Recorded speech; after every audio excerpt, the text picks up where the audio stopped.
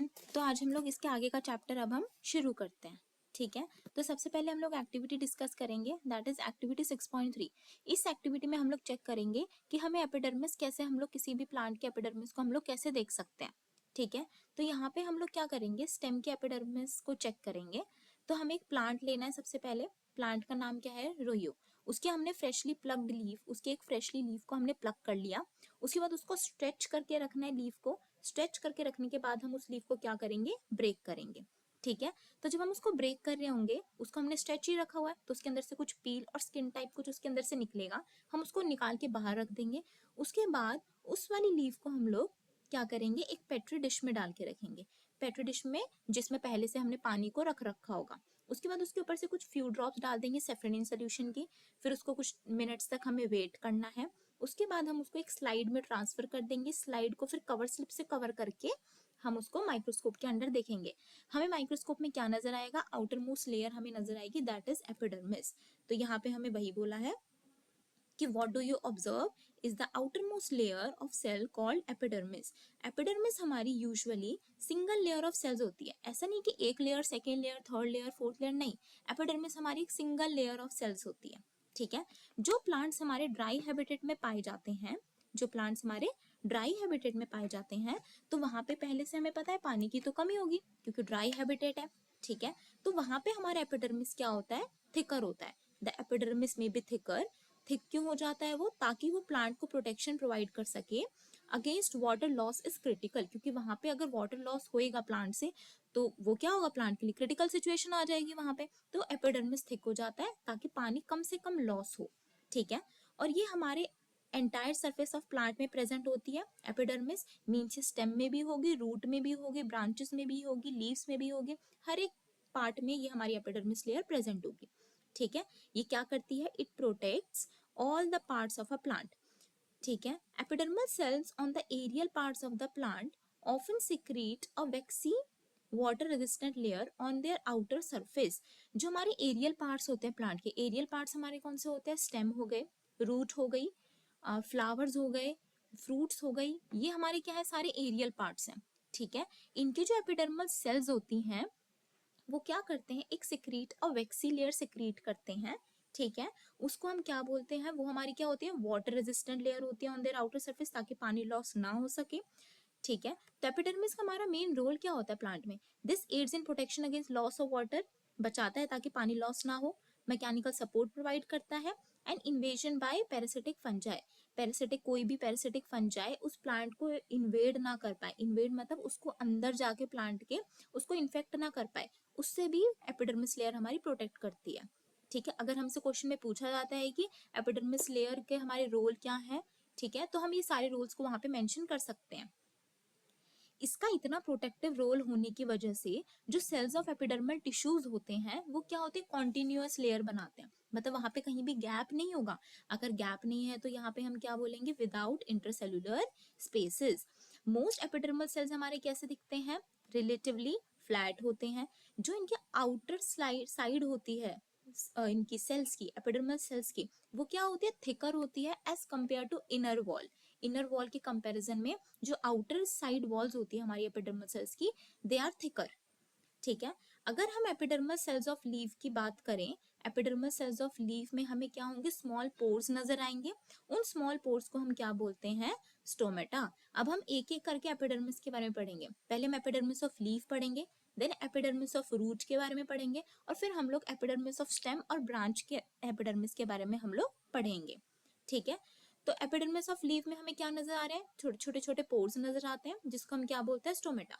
उस स्टोमेटा को कौन इनक्लोज करके रखता है, मतलब अगर स्टोमेटा है तो उसको साइड से कवर करके कौन रख रहा है, दो किडनी शेप सेल्स होते हैं जिसको हम क्या नाम बोलते हैं, गार्ड सेल्स। ठीक है, अब स्टोमेटा का रोल क्या होता है, ये क्यों प्रेजेंट है लीफ में, इसके दो रोल होते हैं। मेन हमें याद रखना है, ये क्या करता है, एक्सचेंज ऑफ गैसेस करवाता है विद द एटमॉस्फेयर। ऑक्सीजन और कार्बन डाइऑक्साइड का एक्सचेंज करवाता है गैसेस का। ठीक है, और सेकेंड रोल क्या है, ट्रांसपिरेशन। ट्रांसपिरेशन क्या होता है, हमारे loss of water in the form of water vapour also takes place through stomata. ठीक है, ट्रांसपिरेशन क्या है, हमारा पानी का लॉस होना वाटर वेपर्स की फॉर्म में।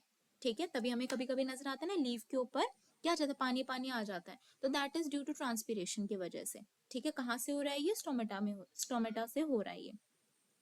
अब जैसे हम डायग्राम भी देखें guard cell and epidermal cells के, तो ये क्या है हमारे, these two are guard cells, तो बीच में हमारा क्या प्रेजेंट होगा, स्टोमेटा। ठीक है, यहाँ पे भी सेम चीज है, ये क्या है हमारा स्टोमा है, स्टोमा को कौन इनक्लोज करके रख रहा है, हमारे गार्ड सेल्स, और ये हमारे कहाँ पे प्रेजेंट है, एपिडर्मल सेल्स में प्रेजेंट है। हमने अभी अभी पढ़ा कि एपिडर्मिस ऑफ लीफ में हमें छोटे छोटे पोर्स नजर आते हैं, दैट इज स्टोमेटा। तो यही हमारे एपिडर्मल सेल्स है और ये क्या है, हमारे स्टोमेटा है। ठीक है, हमारा डायग्राम कवर होता है यहाँ पे। अब हम लोग एपिडर्मल सेल्स ऑफ रूट के बारे में पढ़ेंगे। Epidermal cells of root, root का मेन फंक्शन में पता है क्या होता है, वाटर एब्जॉर्प्शन का काम होता है। अब रूट्स में हमने देखा है कि रूट हमारी कैसी दिखती है, हमें हेयर लाइक जैसी दिखती है, जैसे बाल निकल रहे हैं, छोटे छोटे हेयर लाइक स्ट्रक्चर होते हैं ना रूट्स में। तो वो हेयर लाइक स्ट्रक्चर क्यों दिए हुए हैं हमें, ताकि जो एब्जॉर्प्टिव सरफेस एरिया है रूट्स का वो इंक्रीज हो जाए। हेयर आने की वजह से जितनी ज्यादा जगह होगी उतना ज्यादा वो पानी को एब्जॉर्ब करेगा प्लांट। ठीक है, यहाँ हमने पढ़ लिया एपिडर्मल सेल्स ऑफ रूट। जो हमारे कुछ प्लांट्स होते हैं दैट इज डेजर्ट प्लांट जो होते हैं, डेजर्ट प्लांट क्या है, डेजर्ट में प्रेजेंट है ऑब्वियसली। ठीक है, तो वहां पे क्या होगी, पानी की तो कमी होगी, तो जो एपिडर्मल लेयर होती है उन प्लांट्स में वो क्या होती है, थिक वैक्सी कोटिंग सिक्रीट करती है प्लांट के ऊपर, उसको हमने क्या नाम दिया है, क्यूटिन। क्यूटिन क्या है हमारे, एक केमिकल सब्सटेंस है विद वाटर प्रूफ क्वालिटी। ये किसके पास कौन सी क्वालिटी होती है, वाटर प्रूफ क्वालिटी से ही समझ में आ रहा है, पानी का लॉस होने से ये रोकता है। ठीक है, आगे हमसे क्वेश्चन पूछा गया है, is the outer layer of branch of a tree different from outer layer of young stem, क्या अलग अलग होती है, हाँ अलग होती है, पर ज्यादा डिफरेंस नहीं होता दोनों में, दोनों के पास प्रोटेक्टिव लेयर प्रेजेंट है। ठीक है, लेकिन ब्रांच ऑफ अ ट्री में एक एक्स्ट्रा लेयर आ जाती है हमारी, दैट इज कॉर्क, हम उसको बोलते हैं।